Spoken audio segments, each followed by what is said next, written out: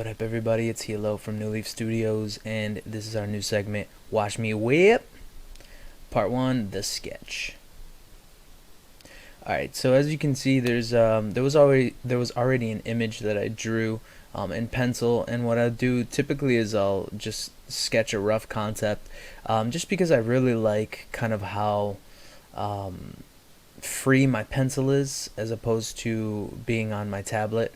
So sometimes I can just come up with a really great initial concept, initial rough draft, by just penciling things. As you can see on the side over there, I've got like a little sketch of the face and stuff. So it just feels more natural to pencil things out first and then just scan them in. And then what I'm doing here, this next part that I'm doing here with this blue line, is I'm actually just modifying. I'm basically cleaning it up a little bit just to make sure that I like the either the composition, the design, the anatomy, everything just looks how it's supposed to. So basically I'm kind of resketching it, but just in a more finalized version. So I know whatever I finish this part, that's what I'm going to execute for my final.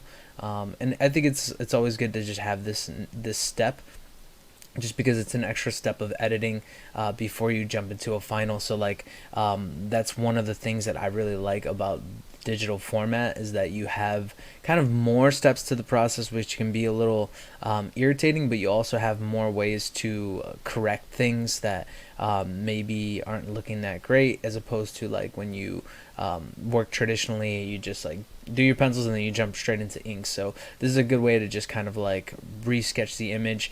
You know, you can erase it and modify it and use the tools and stuff to help you with your proportions and things like that. So you kind of just have this more this last layer of defense before you go ahead and start your final.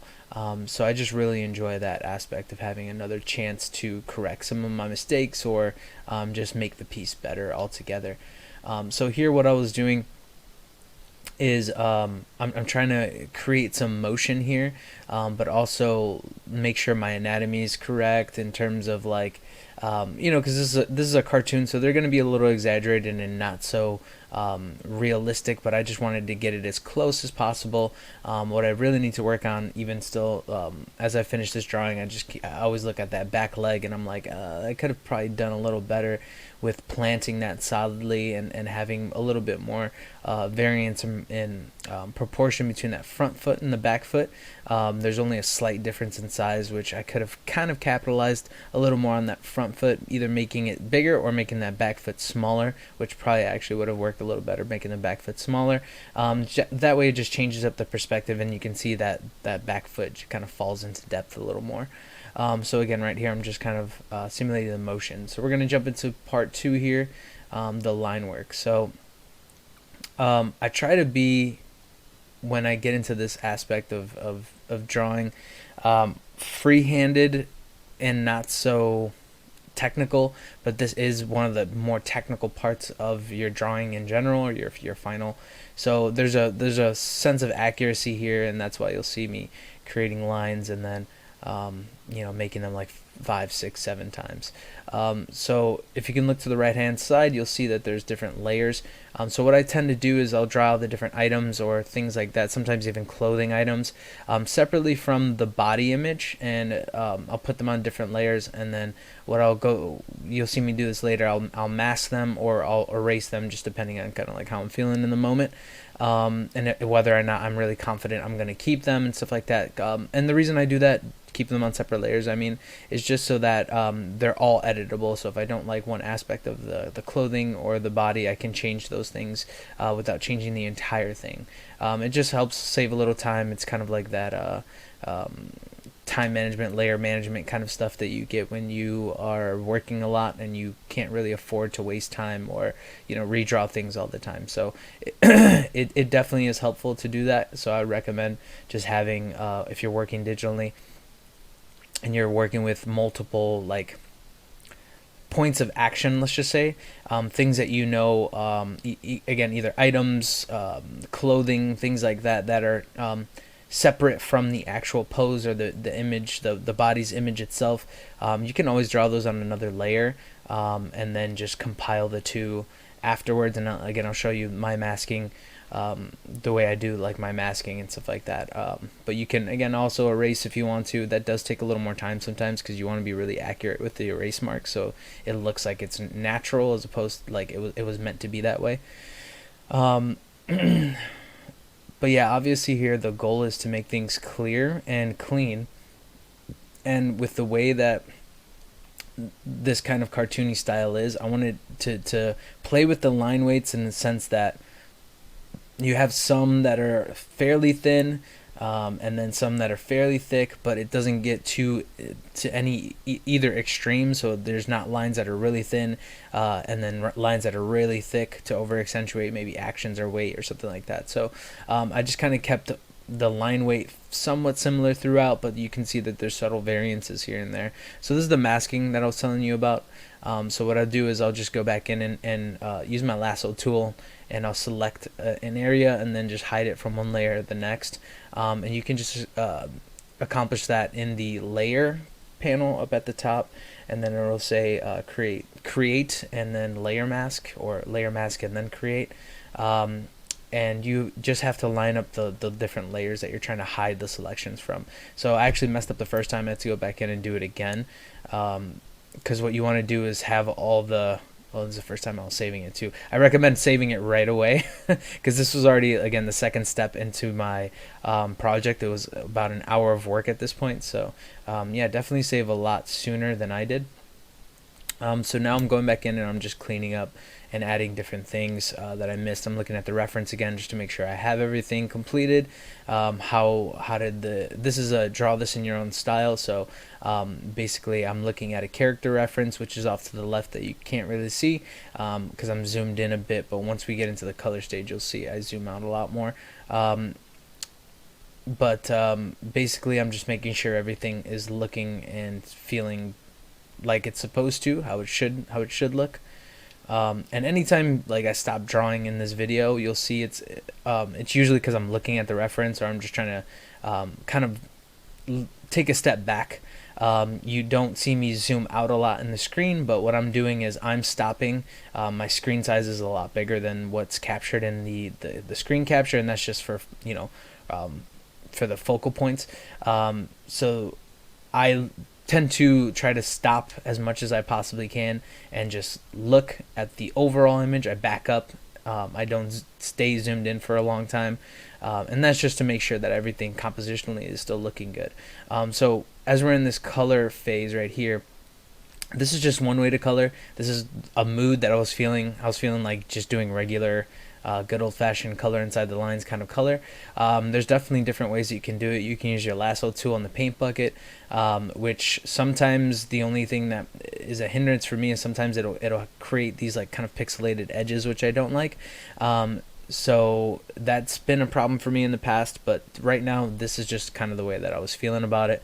I mean, you could even really, if you want to keep it really clean and vectorized, you can use the pen tool down at the bottom and just make layer masks, or I'm sorry, shape masks, and just put them to the colors that you want, and then do the shading and stuff like that by hand if you want to do it that way. Again, this is just the mood that I was kind of feeling, so I just jumped in and started doing the coloring. But there's various ways that you can do coloring. There's probably more efficient ways of doing coloring than other ways, but I don't think that there's a wrong way to do it, unless you're really not focusing, or you don't have the skill set in terms of the light.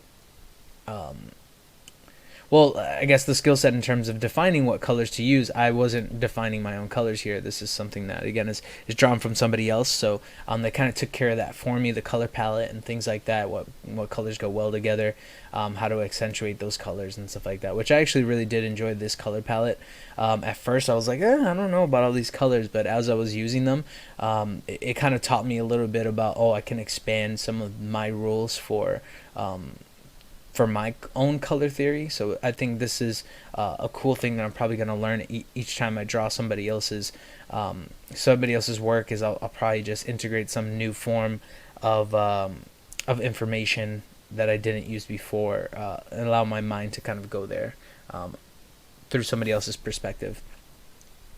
So yeah, and then the next step, like I said, will be the like light and the shading aspects of it, and that's that. This is the difference that most people don't know about if you don't like know about the comic industry really at all.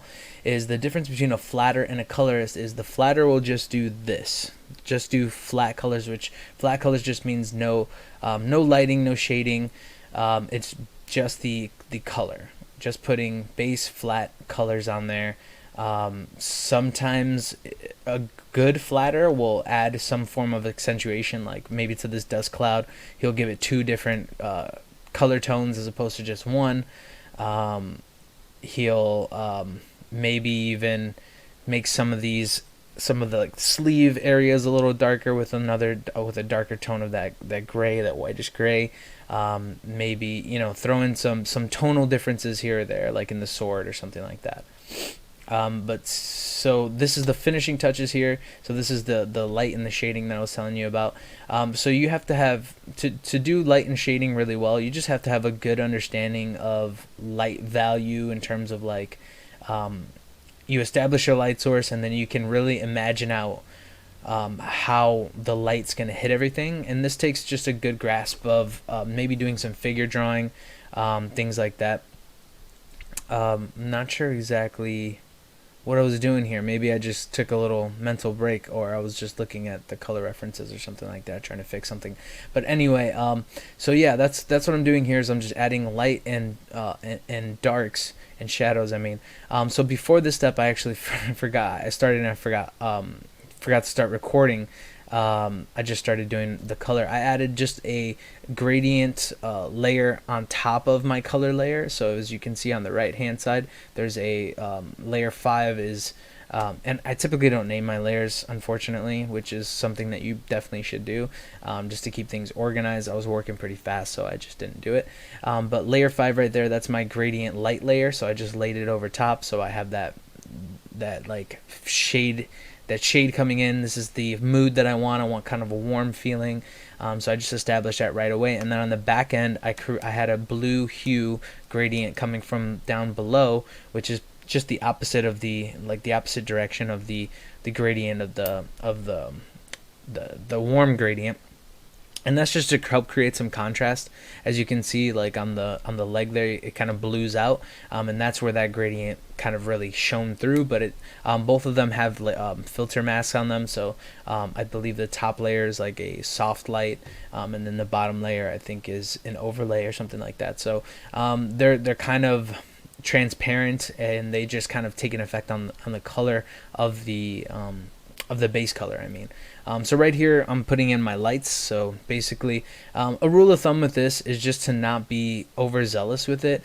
You'll see a lot of even professionals, they'll outline pretty much all of their drawing with white, and like a white outline and backlighting, which is it's just a stylistic choice. So if you want to do it, it's not something that's like frowned upon or something that I would say you shouldn't do.